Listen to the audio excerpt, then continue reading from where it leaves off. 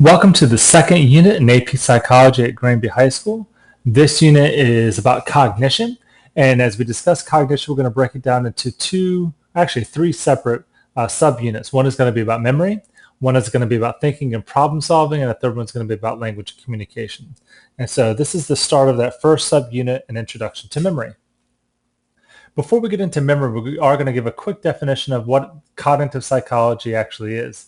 Cognitive psychology is that study of mental activities, that thinking, knowing, problem solving, remembering, etc., that we associate with cognition, with what our mind does. It's a field that really started in the 1950s and 60s. And it was a revolutionary field when it first started, and that many psychologists disagreed with the idea that you could scientifically study something that wasn't clearly physically observable, such as mental activities. But cognitive psychologists have demonstrated that you clearly can. And we're going to talk about some of the findings that cognitive psychologists have discovered over the last 40 or 50 years that deal with memory. So what is memory? Memory is learning that has persisted over time. It can be conscious, it can be unconscious, it can be something that requires a lot of effort, or it can be something that really happens automatically. So it doesn't just have to be what you would associate with what you do in school. It can also be something that just kind of happens. So for example, if I were to ask you what you ate for dinner last night, most of you would be able to come up with that information pretty readily. It's not that you studied what you had for dinner. It's not like you wrote down what you had for dinner and put it on a flashcard and started memorizing it. It just happens. And some information our brain just seems to be primed to just remember that way. Whereas other information such as causes of World War I, on the other hand, might require a little bit more effort. So what we're going to do is we're going to start off with a basic memory model, and we're going to talk about the various components of memory according to this model, and then we'll kind of evaluate this model. So the model we're going to discuss is the Atkinson and Schifrin memory model. It separates memory into three separate stores, as you see on the screen. So what I would suggest you do is you go ahead and jot down and kind of sketch out this memory model. And after we go over a quick introduction, we're then going to discuss each of these stores separately and in more detail. So sensory memory is that memory store that processes information coming in through our senses from the outside world. The duration is very short term, and most information gets lost from that sensory memory. The information that gets passed on from sensory memory is that which we pay attention to, that which we focus on. And what we pay attention to ultimately gets processed into our working memory. Working memory is just the term that we now use for what has long been called short-term memory. Many people still do use the term short-term memory, but working memory just implies a more active process, a more active thinking, a more complex process than just short-term memory. Now, working memory is going to deal both with information that's coming in from the sensory memory and also information that it can retrieve from long-term memory. It can also maintain information that we've just learned or just heard through a process called maintenance rehearsal.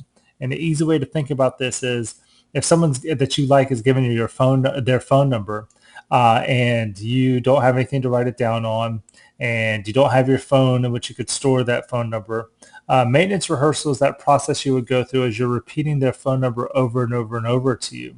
That would, it keeps it in your working memory. It doesn't do much to relate it to long-term memory, but it allows you to keep that information long enough to find something to write it down on somewhere.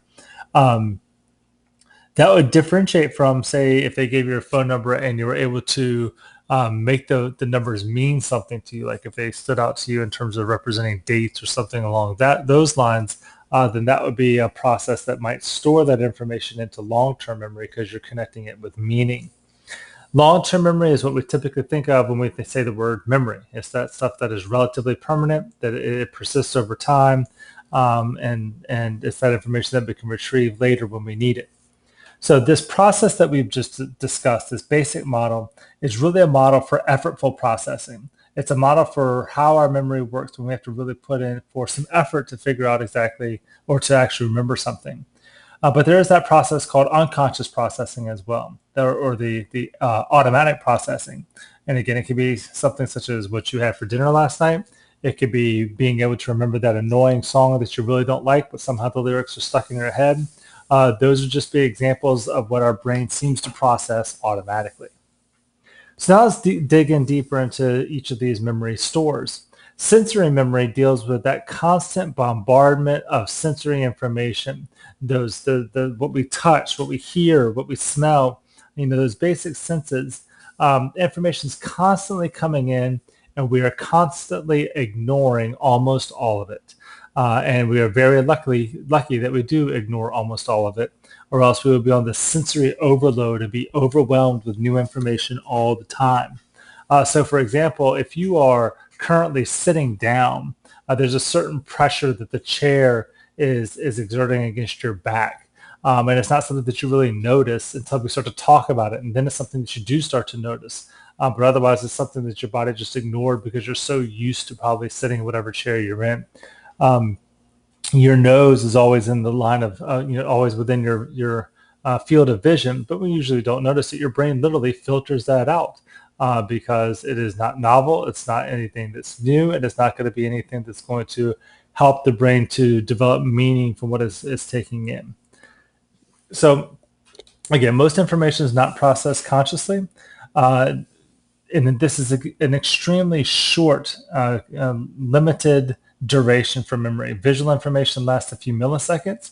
Auditory information lasts for just 3 or 4 seconds, maybe just a little bit longer. But if we don't do something with that information, it is lost and lost forever.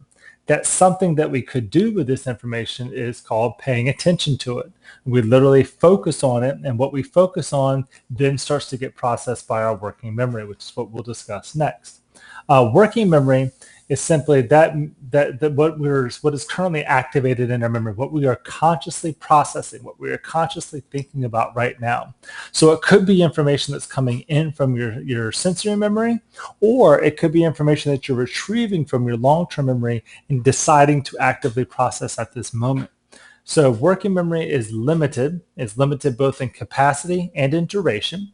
The capacity, Dr. Miller of research in the field of psychology came up with the magic number 7, plus or minus 2, the idea that we can generally remember 5 to 9 items at a time. That term item, though, is not clear cut. And so he initially tested it by having students or having people remember a string of digits, and the longer the string of digits, the harder it was to remember that information. And random digits may be difficult to remember, but if I were to give you a list of digits that were about important dates in your life, it would probably be much easier for you to remember because you would be able to attach that meaning to them and be able to chunk them or group those digits into years or whatever it might be that is more meaningful to you. In terms of duration, it's lasting just 15 to 30 seconds if we're no longer paying attention to it, and then it is typically gone forever because forgetting in this model is it doesn't mean that the information is still there, we just can't access it. Forgetting is through a process that researchers call decay, which simply means that information is gone forever. So again, just like with sensory memory, most information that is in our working memory is lost forever if we don't do something to get that information into our long-term memory, if we don't create some sort of meaning from it, if we don't make some sort of connections to our long-term memory, it's typically going to be lost. So long-term memory is what we typically think of as memory. It's relatively permanent, certainly compared to short-term memory or working memory, I should say. And it's something that's going to last for most of our lives. So clearly memories do fade, details fade, ideas of how to do certain skills fade, but it is relatively permanent. It is functionally limitless, and what we mean by that is clearly it's housed in the physical brain, so there has to be a limit at some time. But for our lifespans and for how we process information, it is functionally limitless. There's never a limit that we will reach given our current processing skills. Again, information can be both retained and or retrieved both consciously and unconsciously.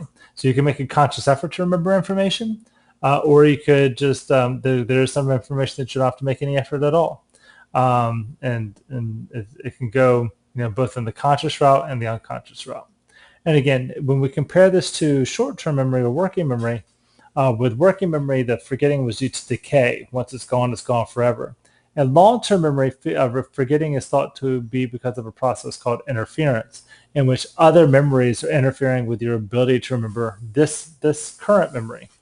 Um, and certainly that does occur. Many researchers would also argue that there is a level of decay that happens with long-term memory as well, a kind of use it or lose it attitude that some information gets lost pretty over time. But if you've ever heard a song that you haven't heard heard in years, and all of a sudden you can sing that song, word for word from the lyrics, it demonstrates that even information that you may think is lost for forever may still be kicking around in there somewhere. So as we evaluate this model, it's important to remember its history. It came from an information processing model, basically a model of how computers worked. Again, this was developed in the 1950s and 60s and would have been inspired by the initial computers that we were developing at that time. It's useful in terms of thinking about how our memory works, but it's a little oversimplistic. Memory and mental processing in general tends to be more complex than that linear processing that we associate with computers. We have a parallel processing for multiple tasks at one time, and it does so very efficiently. And then modern evidence also suggests that memory emerges from this activation of neural networks. It's not just one neuron or one area. It's a group of neurons from a variety of areas of the brain that are firing at one time that produce this sensation that we call memory. All right, so that's a general overview of memory.